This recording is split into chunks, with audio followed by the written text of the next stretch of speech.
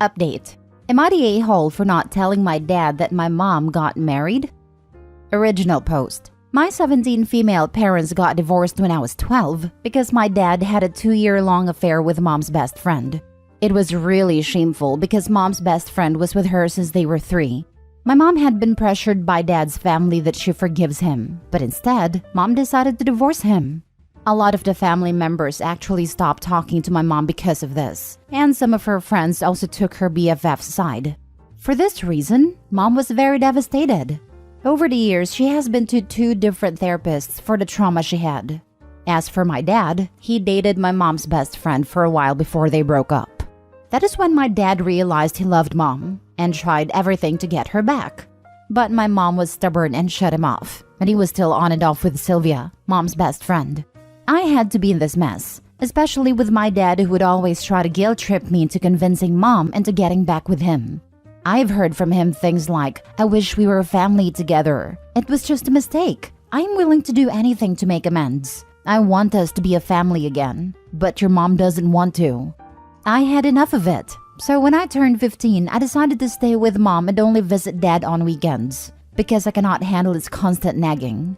Also, because during that time, my mom started dating Jack, who was the father of my classmate. My dad found out and started asking questions after questions about Jack. He wanted me to spy on Jack, but I had enough of it, so I strictly told him if he doesn't stop this nonsense, I would cut him off completely. A few months ago, my mom announced that she will be marrying Jack within a few days. They got engaged that day and only wanted a small ceremony with just few family members. It was a small gathering of only 15 people, just me and Jack's son along with some close family and friends. The wedding happened in Jack's backyard. They had photographer too, but my mom only recently posted the pictures after coming back from her honeymoon. My dad had no idea because mom didn't want him to know anything. She was afraid my dad would create some drama and cause a scene. I respected her wishes. Then my dad saw those photos and called me to confirm. I said yes, my mom got married a few months ago. My dad was angry. He called me a traitor and said I was an a-hole for keeping it away, that he has the right to know which man my mom was marrying. This was the last straw for me, and I told him to buzz off. He has lost all right over mom the moment he decided to stick his junk in Sylvia. That my mom knew he was an unhinged person, so I am glad she didn't tell him. I also told him to leave us the heck alone and hung up. My mom also got messages from him which I read. They were mostly of him accusing her of breaking up our family. Mind you, he is dating Sylvia again. Now, I hear from my cousins that my dad has started to act abnormal ever since, and I wonder if I went too far with it.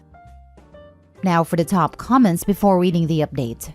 Hell no, you are the a-hole. Your father and his family are huge POS. Really? Really? They wanted your mom to stay with that trashy husband even though he's a disgusting husband? You were right. He lost any right on his former wife and his precious family the moment he cheated on her.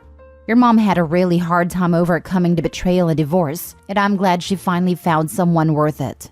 Congratulations on your mom's wedding. Thanks. I am glad she found happiness on her own.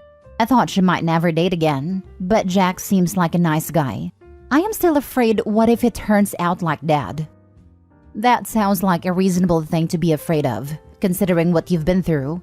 I'm concerned it might be impacting you too much though. Do you think it might be helpful to discuss that fear with a therapist? I think it might help. It probably would, but it won't prevent it, would it? I went to therapy for my own anxiety and fears, where a lot of it stemmed from my parents' relationships growing up. It's not about preventing it, but regaining control. I still have those thoughts, but they don't consume me anymore or incapacitate me. They used to control my decisions and how I formed relationships with people. Now I can rationalize through them and move past those anxieties.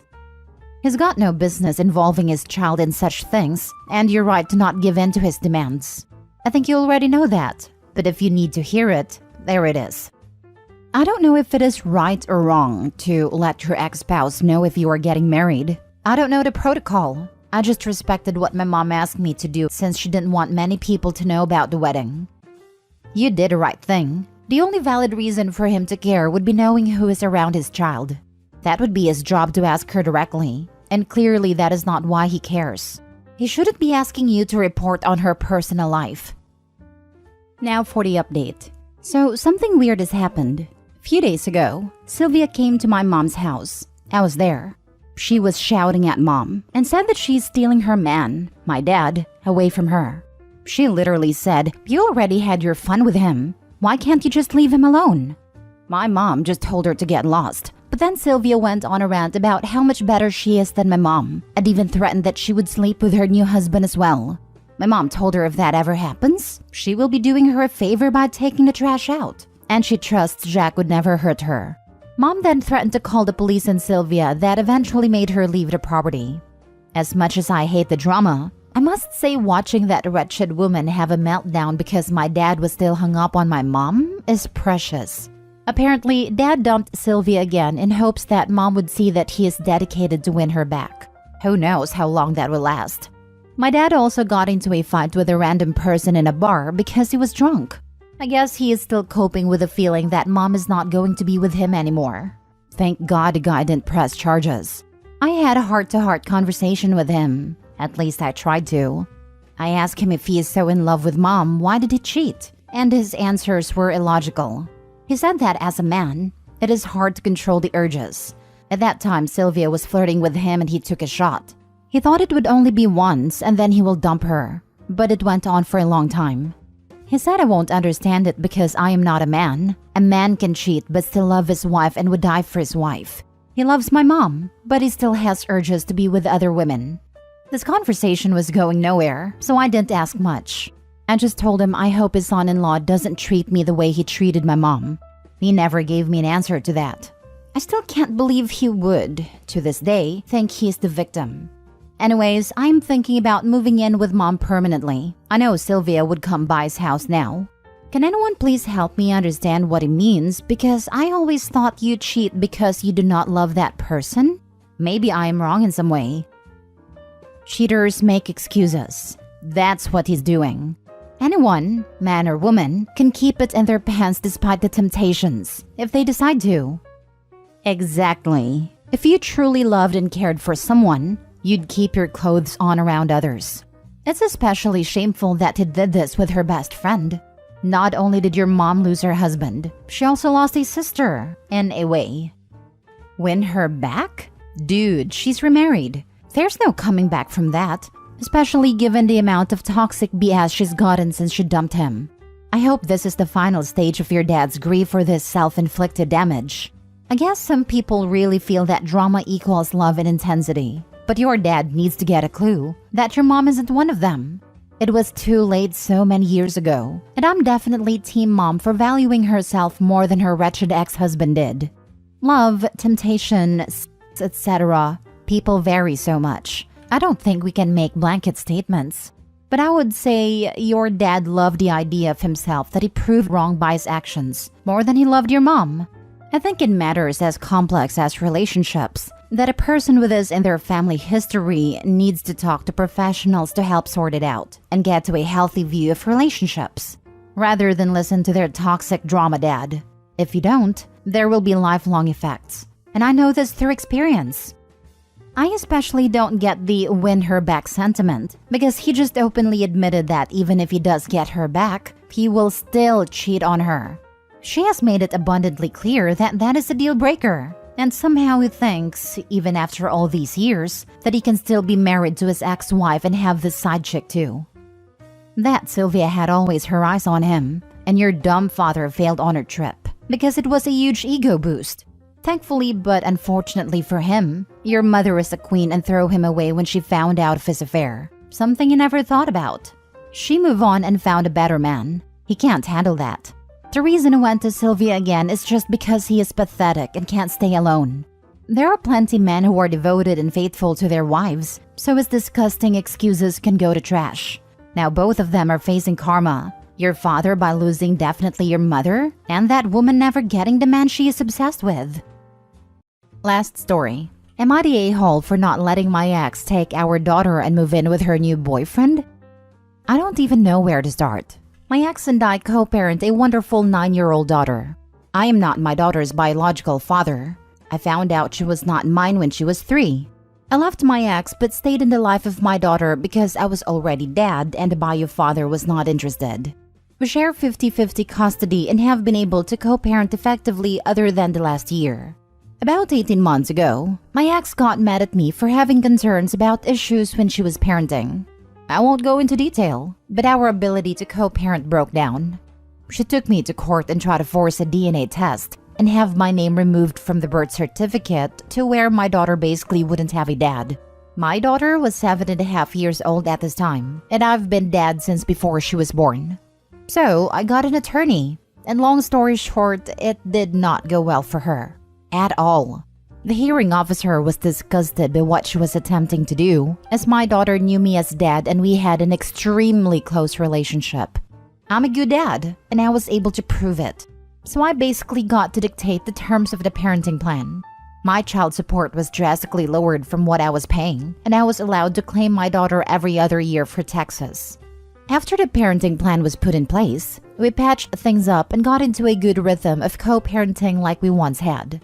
There was no more threatening to keep my daughter from me, and my ex respected me as a co-parent a lot more because she is terrified of going back to court again.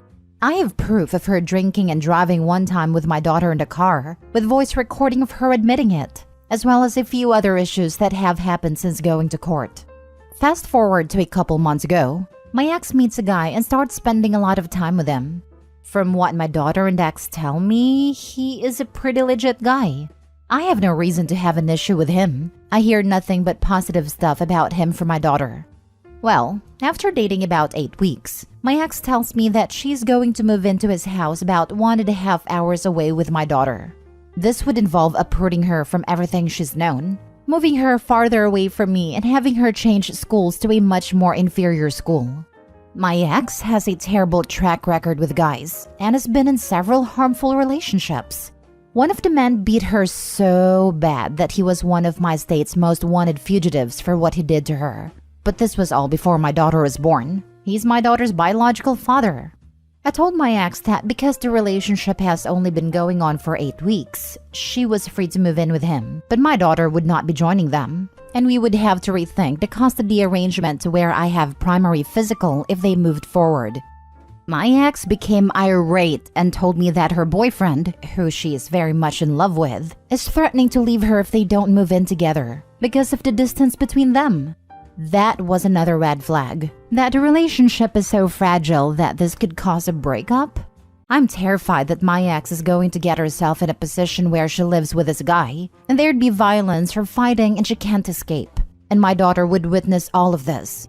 Because that's the history my ex has with relationships.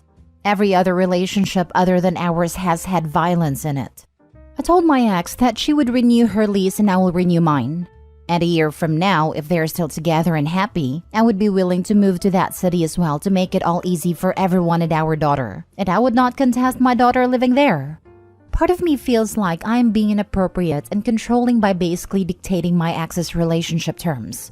But the other part of me feels like my concerns are legitimate, and that my daughter's life should not be uprooted for a relationship that is only 8 weeks old, in its infancy. I feel like I have a moral responsibility to kind of put guardrails on some of the decisions my ex makes when it affects my daughter, due to her terrible decisions in the past. I have sacrificed a lot in life to make sure my daughter has a stable life, and I've always made myself the most stable person around her. Is why we have such a close relationship. I know it's a long story and there is more to it, but am I being a controlling a-hole here? I want my ex to be happy. She deserves that. But I also have to watch out for my kiddo. I am using the threat of legal action to control my ex. That's a fact. And I'm not at all afraid to follow through with it. Not a-hole, and it sounds like you're the only parent who's putting your daughter's needs first. Keep doing that, because it's clear your ex isn't. She tries, and she certainly loves our daughter. But she just makes bad and selfish decisions sometimes. Does your custody agreement with your ex contain any geographical restrictions? Such as one of you can't move further away from the other more than X miles or the neighboring county? This is normal here in Texas.